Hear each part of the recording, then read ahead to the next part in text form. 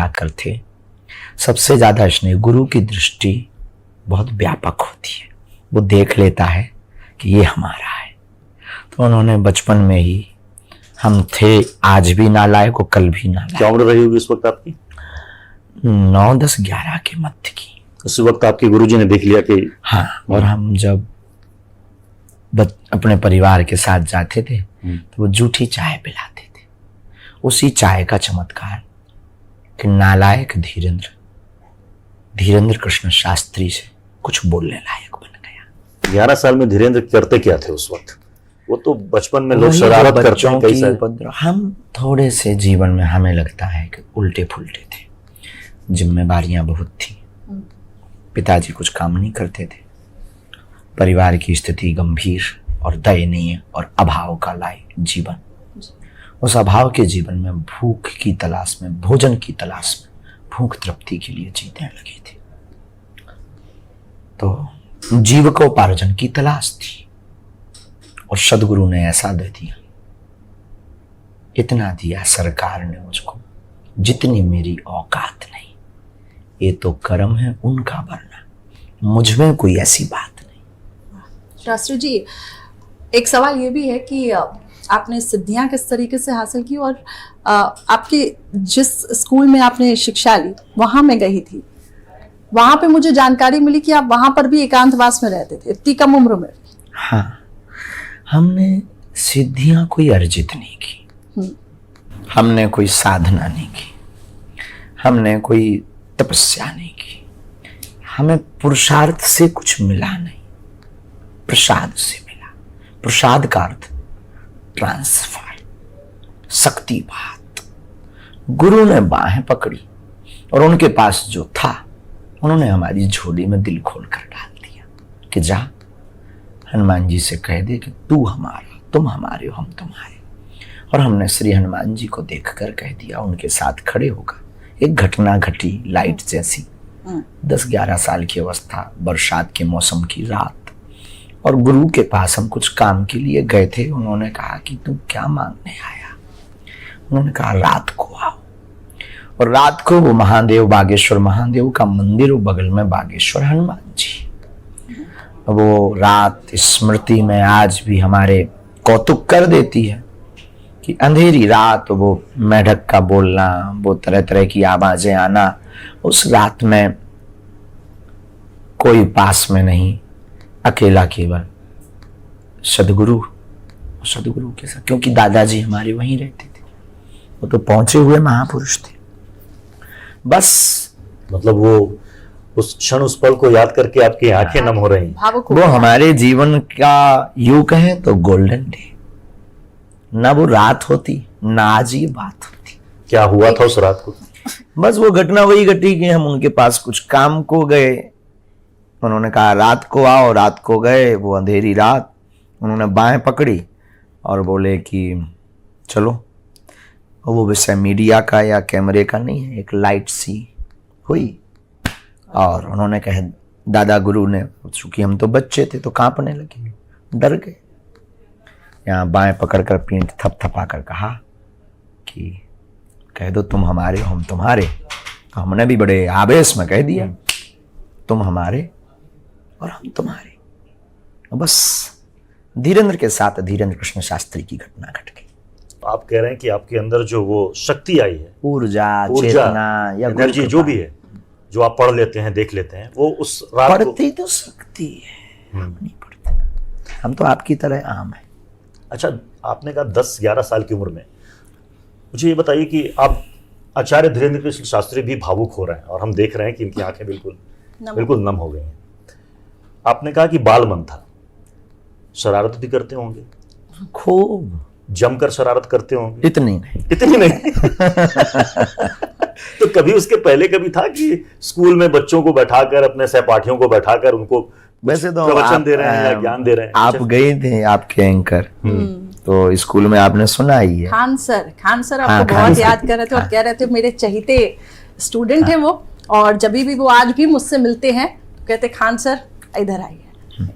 उनसे भी मेरी बहुत देर तक बात हुई। लेकिन एक चीज का जिक्र हुआ, आप अभी भावुक हो रहे हैं और आपकी कथाओं में भी मैंने सुना है कि जब आप क्योंकि वो जो समय था काफ़ी कठिनाइयों वाला था, शुरुआती समय। और कई बार ऐसा भी समय आया कि आप घर में बिना खाए आप निकलते थे, और आपने कहा कि मैं उस भूख की अहमियत जानता हूँ। और आज जब मैं वहाँ पर गई थी, विशाल भंडारा चल रहा था, हजारों की संख्या में लोग वहाँ पर पहुँचते हैं। ये भूख का एहसास जो हमारे जीवन में हुआ, उसको हमने चरितार्थ करने का प्रयत्न किया। अभाव से जब हमारा जीवन कुछ प्रभाव में आया तो उसे स्वभाव में बदल दिया। अच्छा, मतलब हमने जो भूख सही वो कोई और ना सहे, कोशिश कर डाली। और आप बताते हैं कि आपकी माँ हमेशा ये कहती थी कि जब भी घर से निकलो तो मुस्कुरा मुस्कुरा के कर निकलो, कि किसी को पता ना चले कि हम तुमने भूखे खाया। हैं। जी। ये हमने अपनी माँ, हमारी माँ पढ़ी लिखी नहीं है, कई बार हमें लगती है हमारी माँ दार्शनिक बहुत है।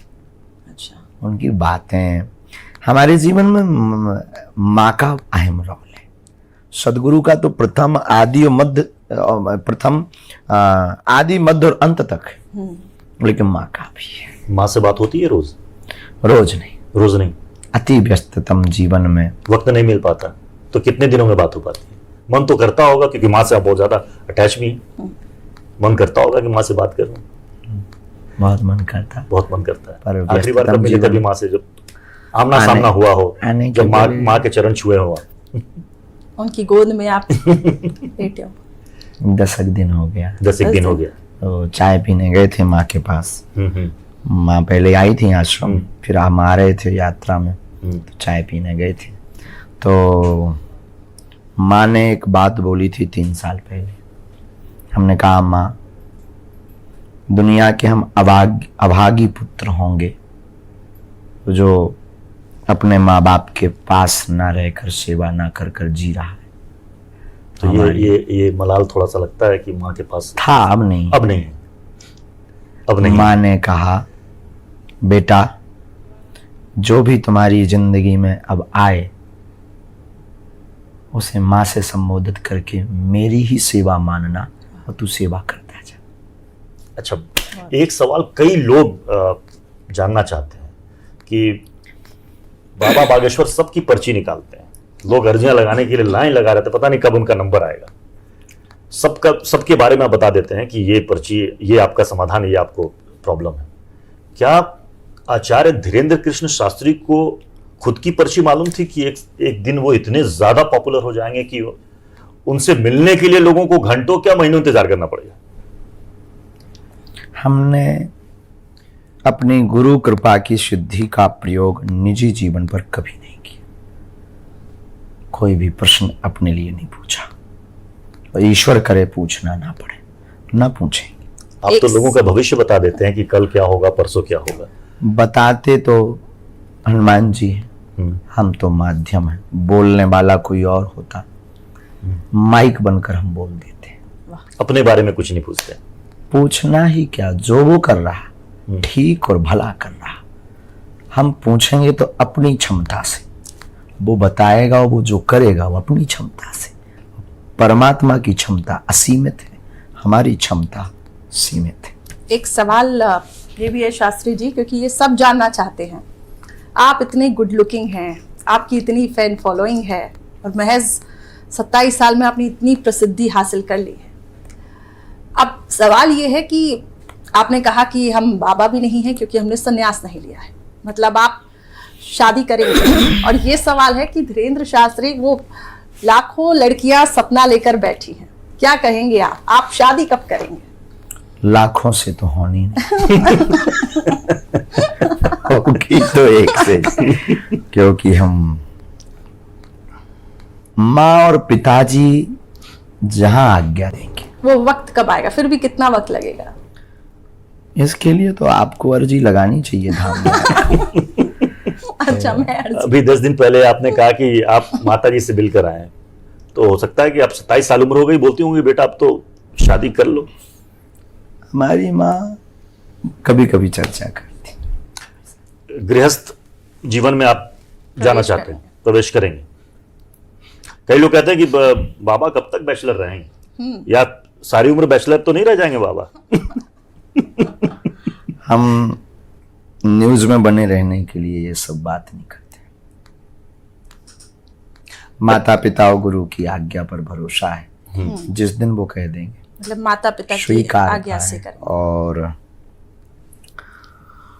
दूसरी बात यह है कि ये सब उनके हाथ में है, और गृहस्थ बुरा नहीं है, क्योंकि भगवान राम भी गृहस्थ में ही थे, उनके गुरुदेव भी गृहस्थ में ही थे, वशिष्ठ जी। तो गृहस्थ बुरा नहीं। और हमें लगता है, और हाँ, शास्त्र कहता है पहले ब्रह्मचर्य, फिर गृहस्थ, फिर संन्यास, वानप्रस्थ, वानप्रस्थ फिर संन्यास। अच्छा शास्त्री जी, एक सवाल और भी है, क्योंकि आप पॉपुलर तो काफी ज्यादा हैं अपने लुक्स को लेकर भी, लेकिन आपके ड्रेसिंग सेंस की भी काफी तारीफ होती है। और जब मैं वहां पे किसकी? आई एक थी, बार। ड्रेसिंग सेंस की, आपके कपड़ों की, जब मैं धाम में भी आई थी तो मैंने देखा कि कुछ वहां पे लोग आए थे जिन्होंने बोला कि हमने खुद से आपके लिए कपड़े डिजाइन किए हैं, तो उसके बारे में भी थोड़ा अभी बताएं। तक क्योंकि कोई परमानेंट डिजाइनर नहीं। नहीं है। लोग आते हैं श्रद्धा से, दे जाते हैं। कोई आया और कंबल पकड़ा गया आज हमको, और हमने लटका लिया, और ठंडी भी नहीं, हाँ। कंबल पहनने का कोई औचित्य हो, ठंडी हो तो पहनने में मजा भी आए, लेकिन वो श्रद्धा से लेकर खड़ा था, और हमें लगा कि अगर नहीं पहनेंगे तो इसकी श्रद्धा कितनी मारी जाएगी। तो हमने कहा ला यार, वेलकम, और हमने डाला, और आपकी अच्छा, इंटरव्यू पे आपको चला है। अब तक जितने लोगों ने देखा टीवी पर या नजदीक से, वो आप हमेशा इसी तरह के ये लिबास में आप नजर आते हैं। नहीं, हम कुर्ता भी हाँ, पहनते तो वही लोग जानना चाहते हैं कि बाबा, और जींस पहनने का मन नहीं करता, शर्ट टी शर्ट वगैरह? नहीं, आपने कहा मैं बाबा बाबा नहीं, आपने कहा कि मैं बाबा नहीं हूं। तो अगर आप बाबा नहीं हैं, और आपने कहा कि आप गृहस्थ आश्रम में भी जाएंगे, 27 साल उम्र है, गुड लुकिंग है, मन तो करता होगा कुछ चेंजेस, कुछ नए कपड़े पहनने का या कुछ? पाश्चात्य संस्कृति पर हमारा एक रत्ती भरोसा नहीं। ठीक है, मतलब मैं जीन्स और टी शर्ट हटा दूं? दूसरी बात, जब से ये पहना, ये प्रिय लग रहा है, तो जो प्रिय लग रहा, तो अब क्यों बेफिजूली में वो पहन। आप कुर्ता पजामा शर्ट कमीज मतलब ये पहनते हैं, पैंट कमीज आप पहनते हैं कभी? शर्ट कभी पहन ले, कभी पहन लिया तो पहन कभी शर्ट, कभी टी शर्ट, कभी टी शर्ट नहीं, कभी कभी ऐसा कोई मनाही कुछ है नहीं। अच्छा, क्रिकेट का सुनने में आया, क्रिकेट आप बड़ा जबरदस्त आप खेलते हैं, ऑलराउंडर हैं, गुगली खतरनाक, ऑलराउंडर। कभी आइए आप मैदान में। कहाँ खेलते हैं आप, ये बताइए? जब मौका लगता है बैट बॉल उठा लेते हैं। अच्छा, गुगली फेंकते हैं आप? गुगली फेंक